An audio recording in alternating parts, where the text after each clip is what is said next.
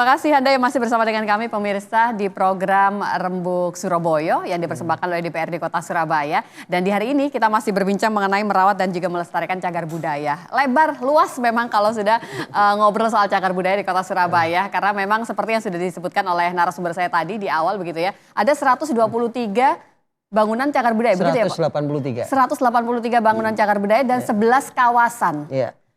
Cagar budaya di Kota Surabaya. Ini kalau kita coba tanya Pak Cucu, hadirnya pemerintah di sana itu harusnya sudah dalam bentuk apa sih Pak untuk cagar budaya di Kota Surabaya Pak Cucu? Jadi begini, cagar budaya itu kan warisan kepada kita ya, supaya untuk dilestarikan, di mana nilai-nilai sejarah ada di situ. Contoh Kota Semarang, kenapa saya mengatakan contoh Kota Semarang, umur Kota Semarang dulu dengan Surabaya di zaman era kolonial karena dilewati Jalan Anyer Panarukan ya, itu kan hampir sama. Banyak bangunan tua, banyak apa istilahnya peninggalan-peninggalan zaman dahulu. Tapi di Kota Semarang dengan kota lamanya itu kan sudah menjadi trans image dan membawa apa istilahnya turis baik lokal maupun internasional untuk datang ke sana mencoba beberapa sensasi di mana beberapa bangunannya dijadi tempat pembinaan UMKM, dijadikan apa istilahnya kafe atau yang lain itu kan membawa PAD.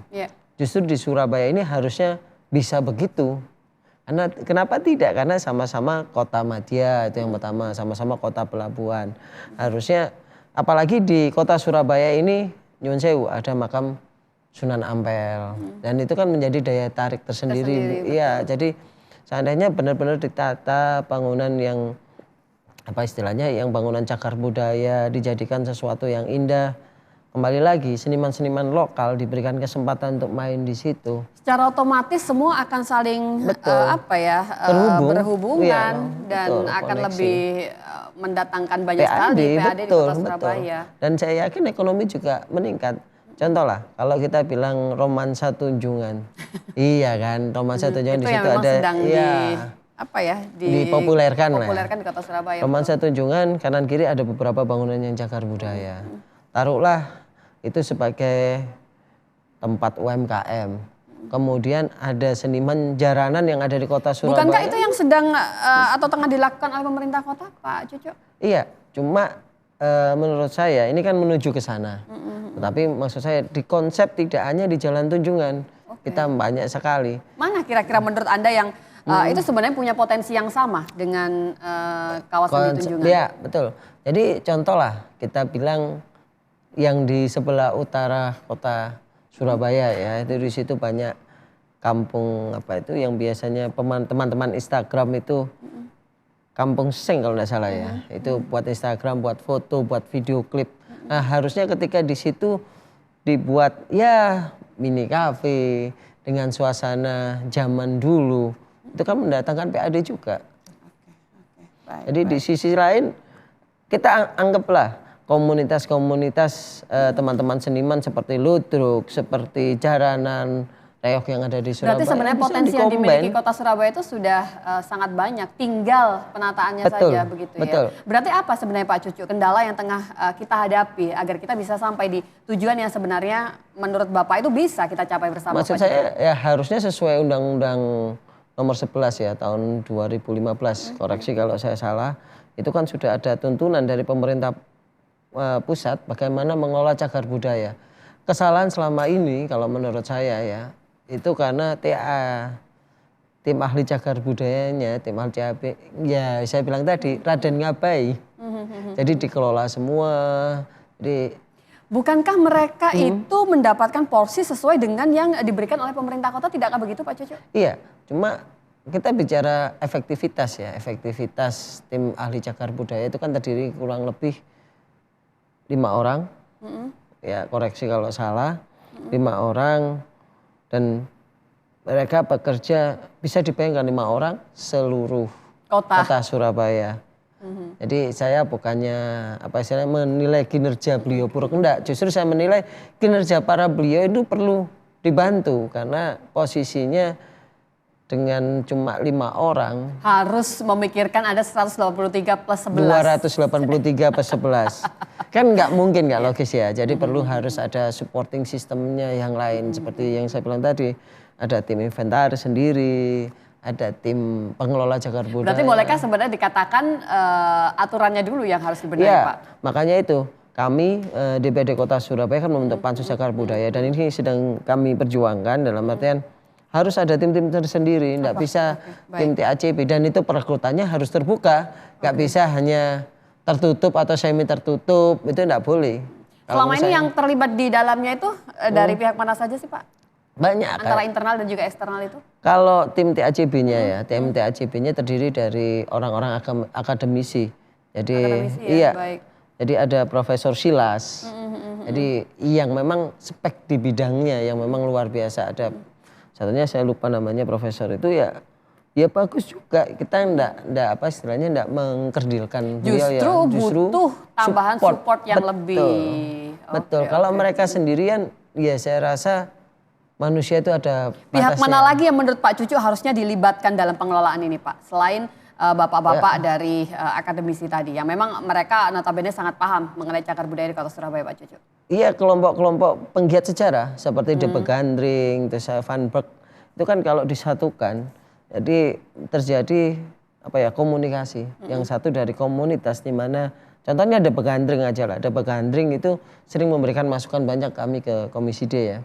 Jadi De Begandring disatukan dengan tim TACB di mediasi. Pemerintah Kota Surabaya memfasilitasi. Ketika fasilitas itu komunikasi itu lancar, bisa dibayangkan dari satu sisi komunitas yang memang menggeluti dan yang memang suka dengan sejarah dan mengenal betul sejarah Kota Surabaya, terus disambungnya satunya akademisi, itu kan jadi satu power yang bagus. Tinggal pemerintah kota mensupport dari Dinas Perdagangan, dari Cipta Karya. Cipta Karya kan untuk untuk pembangunan ya. Terus nanti Dinas Perhubungan untuk mengatur bagaimana ketika ini cagar budaya ini dibangun sebuah kafe supaya tidak mengganggu sekitarnya juga. Jadi ini kompleks. Paling tidak saya ingin tahu dari Anda Pak Cucu dari tempat-tempat yang ada di Kota Surabaya tadi. Menurut Anda mana sih Pak yang sudah mendapatkan sentuhan yang cukup dalam arti pengelolaan yang tepat, memanfaatkan secara maksimal untuk cagar budaya di Kota Surabaya itu Pak? Kalau tepat iya karena Raden Ngabei. Jadi ya belum semua berarti. Belum. Jadi ya kalau bisa dibilang iya sebatas hanya untuk perbaikan saja. Berarti ada sebuah langkah khusus ini tentunya yang harus segera dilakukan. Betul. Seperti apa dan bagaimana begitu ya. Nanti akan coba kita gali lebih dalam lagi. Yang pasti kita masih di program Rembuk Surabaya. Surabayaku, Surabayamu, Surabaya kita semua. Pak Cucu untuk langkah taktis apa sebenarnya yang menurut Anda itu bisa segera kita lakukan bersama Pak? Yang pertama pastinya kita harus perda ya. Perda cagar budaya sendiri itu kan lama sekali tahun 2005 dan ini kami membahasnya. Yang pertama harus ada aturan dulu perda dari turunan Undang-Undang Nomor 11 tadi. Jadi ketika itu sudah dibuat konsepnya, tinggal pemerintah kota tinggal akhirnya membuat istilahnya tambahan untuk hukumnya dasarnya dan di situ akhirnya membuat konsep yang bagus dan melibatkan berbagai pihak. Dan ini yang saya dorong pemerintah kota kalau bisa melalui Disporapar ya, bisa komunikasi TACB, bisa komunikasi dengan teman-teman komunitas seperti De Begandring dan kawan-kawan yang lain. Jadi jangan istilahnya membiarkan teman-teman komunitas ini kalau bisa dirangkul. Jadi di situ ada sinergisitas yang luar biasa yang bisa membangun Kota Surabaya. Oke, baik. Memang kita akan mendapatkan banyak hal begitu ya. Karena yang pasti kalau sudah berbicara soal regulasi, aturan yang ada, jangan lupa ini memang fungsi dari hadirnya bapak-bapak yang ada di Dewan adalah fungsi untuk regulasi itu tadi. Hal baru apa sih Pak sebenarnya yang ada dalam Perda Cagar Budaya itu nantinya? Yang pasti kita akan merevisi yang pertama ketika seseorang merusak.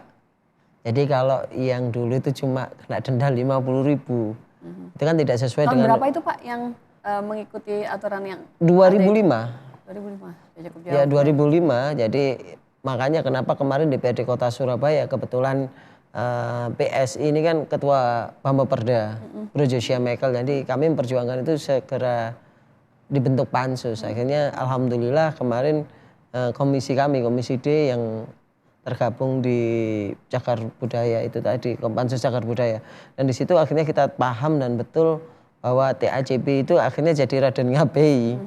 Dan di situ wah kenapa Surabaya selama ini cagar budaya dibanding seperti kota Semarang, kota Surakarta atau kota Yogyakarta sendiri yang terkenal Sudah, ikonik betul. ya dengan suasananya. Mereka benar-benar sangat paham begitu ya untuk bisa mengembangkan potensi yang berasal dari cagar budaya mereka. Iya, makanya kemarin akhirnya kami dorong dan alhamdulillahnya kemarin kawan-kawan juga sepakat kalau TACP ini tidak dibantu, iya selamanya akan tidak ada perubahan yang signifikan di kota Surabaya. Baik. Nanti kita akan coba lanjutkan kembali. Saya ingin menggali lebih dalam lagi ini mengenai aturan yang ada, perda yang ada begitu ya. Kalau tadi ada satu poin yang sudah saya dapatkan, apakah sebenarnya masih ada hal-hal baru lagi ketika nanti benar-benar ada banyak revisi di sana. Nanti kita lanjutkan perbincangan kita tetap bersama kami di program Rembuk Surabaya. Surabayaku, Surabayamu, Surabaya kita semua.